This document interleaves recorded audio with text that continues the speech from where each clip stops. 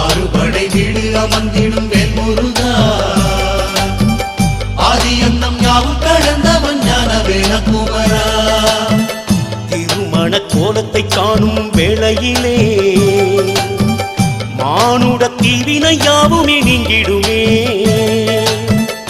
ஆறுபடை வீடு அமர்ந்திடும் வேல்முருகா ஆதியந்தம் யாவும் கடந்தவன் ஞான வேலகுமரா செங்கதில் வேலா சங்கரி பாலா வள்ளிமயில் மணவாளா